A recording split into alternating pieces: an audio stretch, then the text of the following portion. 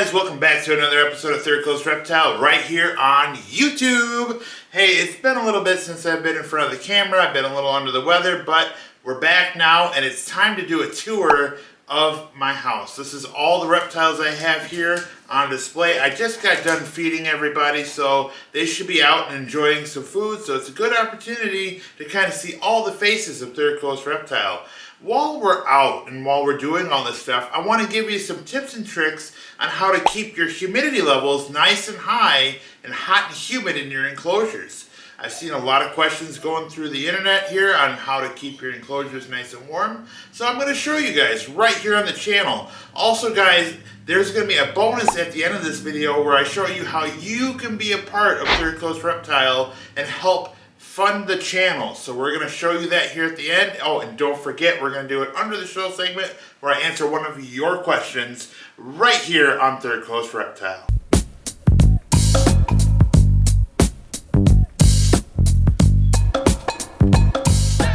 Okay guys, first up, this is Jafar. Jafar is my Egyptian tortoise. And as you can see here, he's got a really nice dinner set out for him. He's out eating today.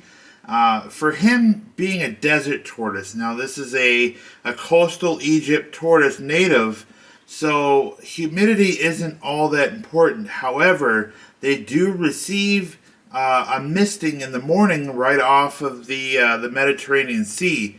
So they do receive humidity in the morning. I mimic that in here with a simple spray. So I'll just spray down the entire enclosure in the morning, and then he's all set for the rest of the day. So his humidity requirements are very low. However, there are some tips and tricks you can do in an enclosure like this to help keep that humidity where it needs to be. For example, this is hide. And this is spag moss. And then what I do is I'll take this moss about once or twice a week and I'll actually moisten this up and get it nice and just a little damp. You don't want it saturated. But what this will do is this creates a nice humid hide for your tortoise. And this is really good for keeping humidity levels up right where they need it at the macro level, or the micro level, I'm sorry, down here. We're not too worried, especially with Egyptian tortoises, about the atmosphere of everything going on in here, the ambient humidity, but we're more worried about microhumidity like this right here. So that's just one of the ways that I keep the humidity levels where they need them, especially for a coastal tortoise like the Egyptian. So let's move on and see the next animal on our tour.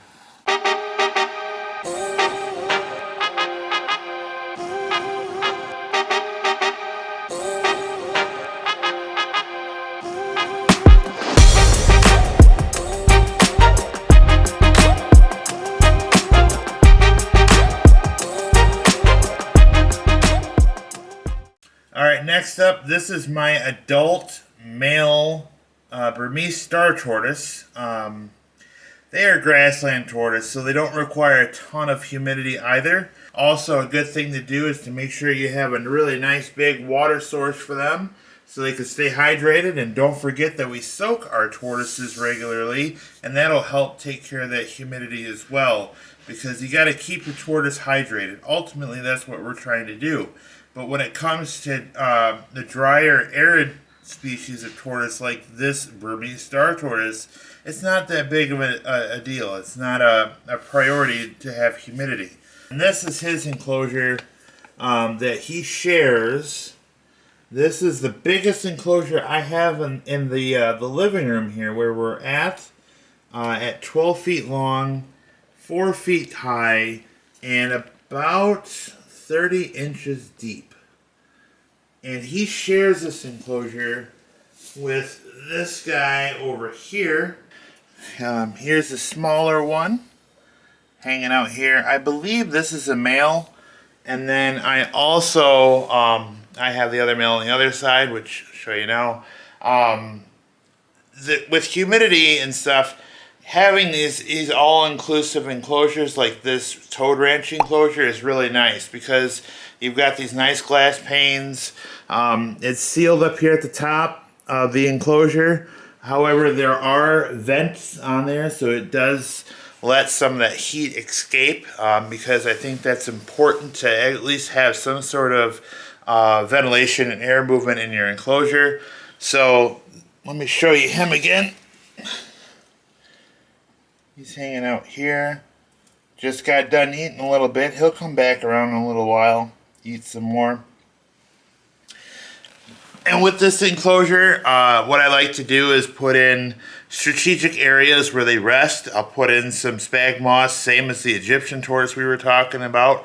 And I'll show you where I put those. So you'll see he's right here.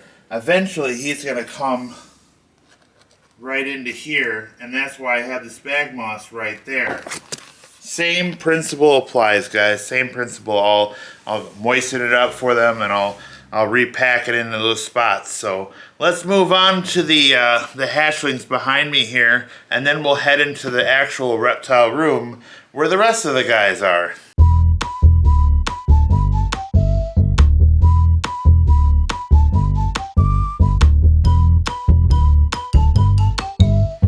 Alright, in this enclosure here, we have my radiated hatchling, which is right here. He's enjoying some food today. Trying to get you better. There we go. He's enjoying some food today, and you notice his substrate is different. And the reason being is because although as an adult they're an arid species tortoise, as a hatchling they need a lot of humidity. So this is like cocoa fiber right here, and I'll moisten this down and keep that humidity right here at the micro level where he's at. Same thing with the hides. I have the spag moss in there as well, and then also, you know, I got the water dish there. The other thing that I like to do, this is kind of a cool trick with your enclosures. If you're trying to make sure they stay nice and humid like this one, look at the proximity of the basking bulb to the water source. It's not right on top, but it's close enough to where that heat is going to heat up this water. Yes, you're going to have to do water changes quicker, but because it evaporates that water, it gets in the air and causes it to be more humid in this enclosure. So that's kind of a cool trick you can do.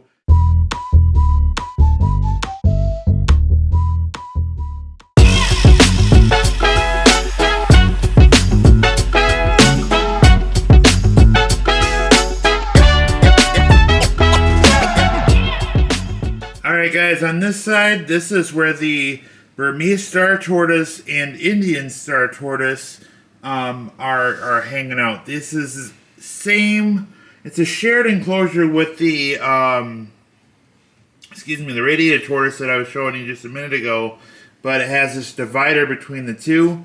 Again, same sort of substrate here. We have the cocoa core fiber stuff here, and I go ahead and I'll dampen this up periodically as well. The water source, and relative to the light, same thing. And then I have two hides in here, and both hides have the spag moss in them. And you guys can see that. They got the spag moss in them as well. There is, let's open this up.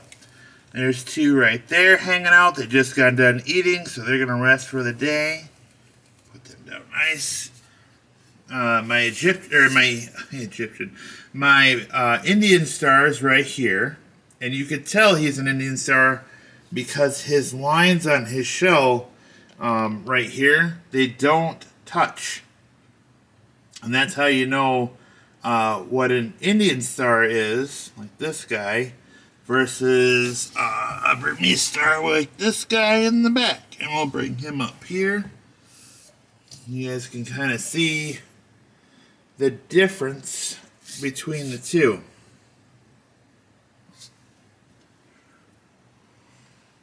Now there is a third subspecies of the star tortoise, and that is the Sri Lankan star tort, but they look identical to Indian stars, which is this guy right here.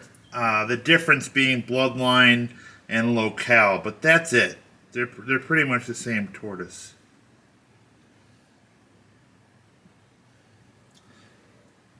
Very, very cool. Alright guys, let's go ahead and move on to the Redfoot room, and I can show you all the faces that are in there still chewing. Well, they might have already plowed through all their food, to be honest. We've been out here for a little while, so we'll see.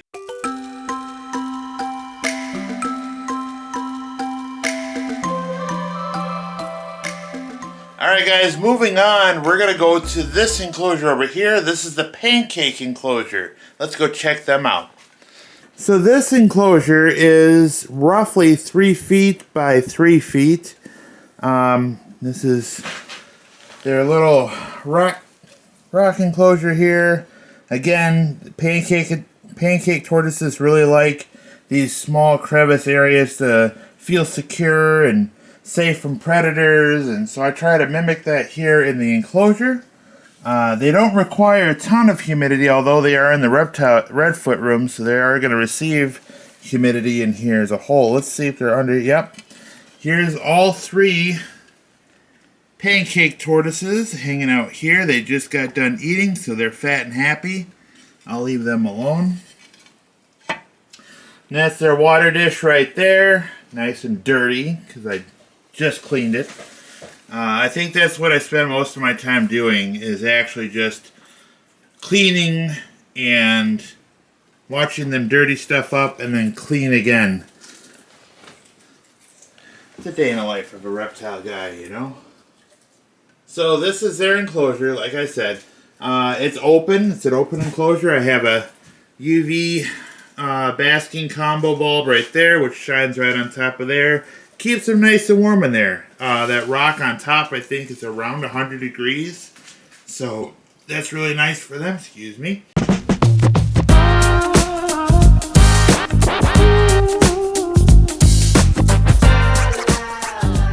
Alright, and then moving down here to the big area. Now this is all 4 of my subadult and adult Redfoot tortoises. And you'll notice the 2 smaller ones are slightly different. This guy here especially, he has some marbling going on right here, which is really cool. You can see they're chewing stuff up here, getting their dinner done, and their enclosure is kind of harder to keep humid, and because it's kind of in this open enclosure, I constantly have to spray down their substrate here. And again, the substrate, excuse me, still getting over the sickness, guys, is this, this is kind of like these wood pellets type. They're really smooth. There's no abrasive edges on them, so they won't hurt themselves on this stuff. It's like, almost like playground safe grade stuff. But it holds humidity really well. And then also, you know, you got your larger water source here for them to climb in and out of.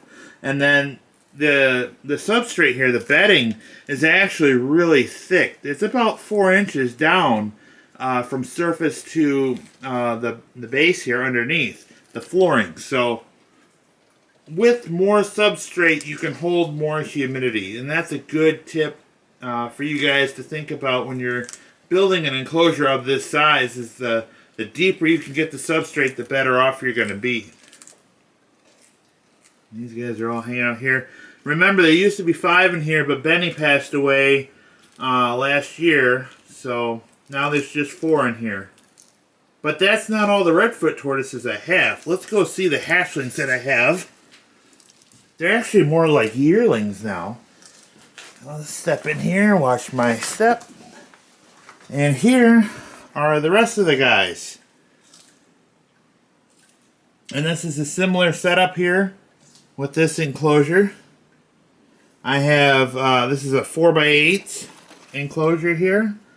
There's a couple of guys in the back corner there. They're done with their dinner already. They were out and about. And then the other 3 are right here, still chowing down. And they have a big water source there. Same thing here. We have this like reptile and a bunch of like this forest floor bedding in here. And this helps keep that humidity nice and high for these guys. And it's, I mean, that's pretty deep. So that's good for them to stay nice and and warm, and yet still have that humidity level that they desire, especially in an enclosure like this.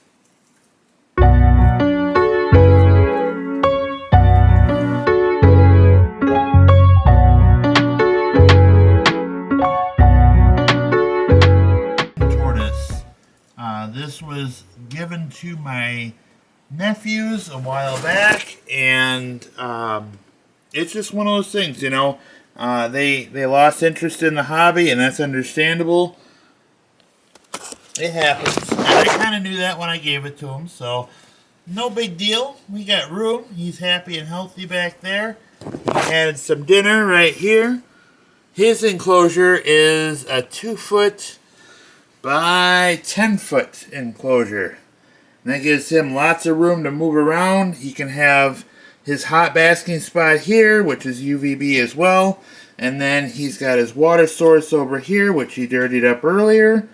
And, you know, really nice deep enclosure for this guy. Very cool. Got questions? Get your answer right here on Under the Shell.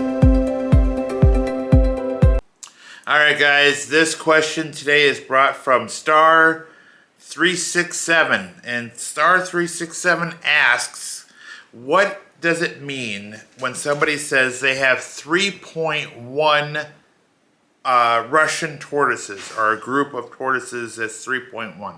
Well, that's a good question here. So to answer your question, that's just our designation of groups. So you have male and female, and you'll see like I have a 1.3 of Redfoot tortoises. That means you have 1 male, 3 females. Now you also have like 1.3.4. Now that means you have 1 male, you have 3 females, and you have 3 hatchlings that are unknown. You don't know the sex of the tortoise yet, so they go into that 3rd column. It's pretty simple. It's just a classification that we use to segregate or like identify like what the group you have, what it consists of. So you have like a 1.3. Okay, that's a good breeding group. Or I have a 1-1 looking to add a female, so that means you have 1 male, 1 female. Or you have like 1.0.3, which I don't know if we really do that, but it would be easier if it was like 1.0.3, which means you got 1 male and you have 3 unknown sex tortoises that you're waiting to develop, like juveniles that you're waiting to determine. So that answers your question. It's just determining what your group of tortoises consists of, male to female ratio. So great question. If you guys want to get your question answered right here on the channel, you can do so in 3 ways. Number 1, you can go to the YouTube Third Coast Reptile community chat and ask your question there, or you can go to either Facebook and get your question answered there, or you can go right into the comment section of this video and get your question answered there as well. Okay, Third Coast Reptile, are you ready for a new opportunity to support the channel? Well, I have one for you. It's actually a sponsorship program where you can sponsor each individual reptile enclosure here at Third Coast Reptile. And the way you do that is you request through a community chat, and I'll have... Alright guys, so here's what we need to do.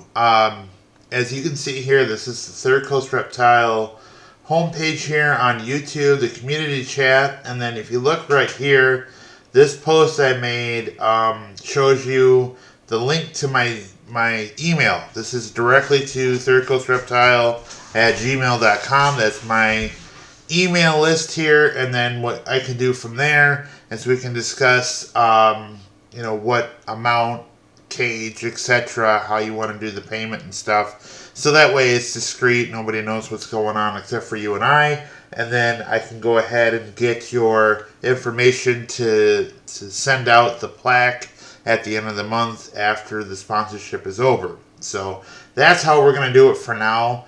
I'll update you guys if there's an easier route to do this, but at this point, the way YouTube's set up, this is how I can do it. A system set up here where you'll be able to choose which enclosure you want to sponsor, and then what I'll do is I'll have these little cards right here, and they'll have your name and the month that you sponsor it, and then it'll be displayed right here on the enclosure. Every video I do during that month will have your name displayed in the video, and I give you guys a shout out, obviously, for sponsoring that enclosure. Now, with that money that we use, it goes towards that enclosure, whether it's a bulb replacement, whether it's feeding, whether it's substrate changes, decor changes, whatever the case may be. I will show where that money is going in each of these enclosures. It's a really cool way for you to interact with the enclosures that bug on me, and show you guys exactly what's going on and has your name on it. Now, as a bonus at the end of that month, when this is done, this gets mailed to you, and you can keep it as a memento for that month that you supported one of the reptiles here at Third Coast Reptile. Now, each nomination is $25, and that's for the entire month. You can do multiple months if you want to. You can do multiple cages if you want to, based on availability, of course, because I'm going to limit it to one person per enclosure. I don't need 50 people sponsoring one enclosure. It's awesome, but I want to be able to give that recognition to the individual, and give that sort of connection with you guys in person. So, and then I'll get your card printed out for you here with a thank you letter, of course, and it'll be placed right here on the enclosure for that month. It's a really exciting time here for Third Coast Reptile. I think it's growing exponentially here, and I owe it all to you guys. Thank you so much for supporting me and subscribing and liking and asking questions for the Under the Shell segments. It's really been great. So until next time, bye now.